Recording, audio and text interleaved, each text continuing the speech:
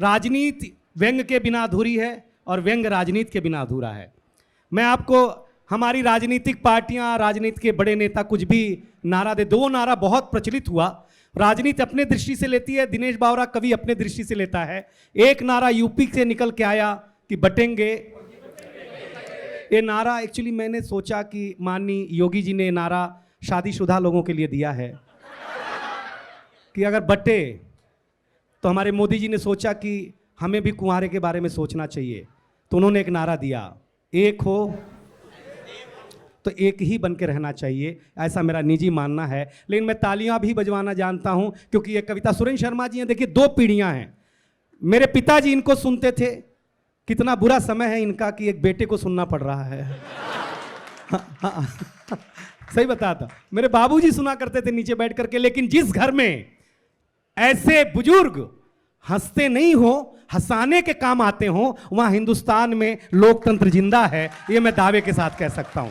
हम लोग साथ सफर कर रहे थे, ये इतने वायरल हो गए लल्लन टॉप पे अभी अभी हाल में कि रेलवे स्टेशन दिल्ली में इनको सब लोग लल्लन टॉप कह के बुला रहे थे। आज की बात बता रहा हूं। और मुस्कुरा रहे थे। बहुत अच्छा, बहुत मन के साथ सुना रहा हूं कि सूरज इस दुनिया को खतरा, इस दुनिया, पहले 4 लाइनें चाचा। ये कविता का रंग जब हरिवंश राय बच्चन की कलम में उतरा तो उन्होंने लिखा, रंग बरसे भीगे चुनर वाली ये रंग आस्था की चौखट पर आया। तो मीरा ने गाया, श्याम पिया मोरी रंग दे चुनरिया, ऐसी रंग दे कि रंग नहीं छूटे रामा, धोबिया धोए चाहे सारी उमरिया। ये रंग फिल्मी पर्दे पर आया तो सुनील दत्त साहब ने कहा कि रंग और नूर की बारात किसे पेश करूं, ये मुरादों की हंसी रात किसे पेश करूं। ये रंग शायरी में आया तो शायर ने लिखा, इसी रंग रंग में रंग है, तुझे रंग रंग में रंग दिया। मेरा रंग आया है रंग पर, तेरा रंग चढ़ के उतर गया। ये रंग कविता में आया तो कवि ने लिखा, इस रंग बदलती दुनिया में मैं रंग बेचता हूं। और एक एक हाथ लहरा देना। ये रंग जब 23 साल के नौजवान के सर चढ़ करके बोला तो गली गली में भगत सिंह ने गाया, मेरा रंग दे बसंती चोला माए। ये कविता का रंग है यार।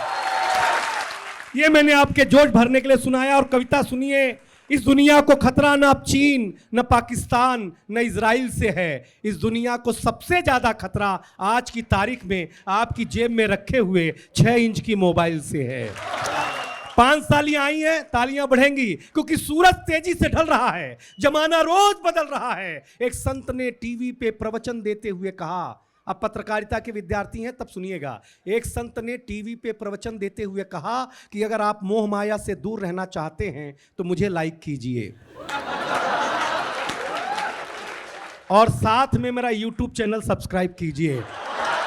आज नहीं तो कल होना चाहता है, साधु हो, संत हो, महात्मा हो, हर कोई वायरल होना चाहता है। इस मोबाइल की दुनिया ने कमाल कर दिया है, हमारा बुरा हाल कर दिया है। पहले मेरा बच्चा घर से बाहर जाता था तो मेरा जी घबराता था, घड़ी पे नजर रहती थी, समय पे नहीं आता था तो मैं पड़ोस में पूछने चला जाता था। लेकिन अब मैं लाचार हूं, बेकार हूं, क्योंकि खुद के ऊपर खुद का बस नहीं चल रहा है। मेरी आंखों के सामने मोबाइल मेरे बच्चे को निगल रहा है। न मैं चिल्ला रहा हूं, न किसी को बुला रहा हूं। इस घटना ने मुझे परेशान कर दिया है। अभी मैंने अपने बच्चे का बचपन देखा भी नहीं कि इस मोबाइल की दुनिया ने उसे जवान कर दिया है।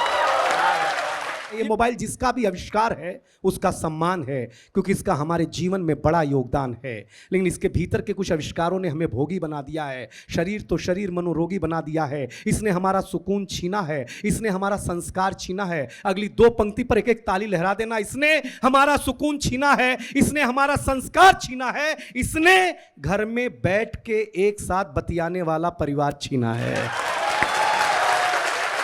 और आपके आदरणीय सौरभ भैया सबसे ज्यादा किताब पढ़े जाने वाले शख्सियत हैं। हर इंटरव्यू में उनका किताब का पढ़ा हुआ देखा जाता है। इसने छीना है नई किताब की सुगंध को, इसने छीन लिया है बेटी के शादी के निमंत्रण पत्र पर हल्दी की गंध को। इसने घूंघट छीना है, हर रात छीना है, चैट की आड़ में संवाद छीना है। आप कहेंगे कि ये सब नुक्ता चीनी है, कलेजे पे हाथ रख करके सोचेंगे तो कलेजा फट जाएगा, क्योंकि इसने आपके जीवन जीने का आधार अर्थात उत्सुकता छीनी है। दुनिया तूने कुछ अजीब सा परोसा है। आज हमें गुरु से ज्यादा गूगल पे भरोसा है। और अगली पंक्ति पर आप अगर पढ़ते होंगे हिंदी तो आपको आनंद आ जाएगा। ये भी एक कमाल है, लल्लन टॉप को सुनने वाले, चाहने वाले, ये भी एक कमाल है। जो इंग्लिश में नेट है वो हिंदी में जाल है।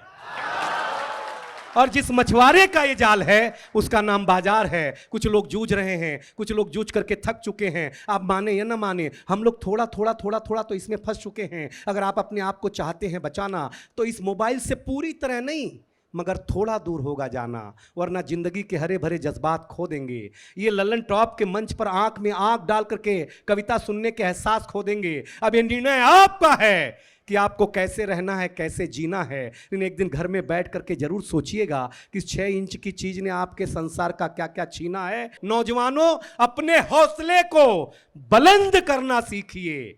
मोबाइल चलाना तो सीख लिया है, थोड़ी देर बंद करना सीखिए। बहुत बहुत धन्यवाद, बहुत बहुत धन्यवाद। स्पिरिट तो वही है जो मैदान में उतरे। Techno sport, sport your spirit.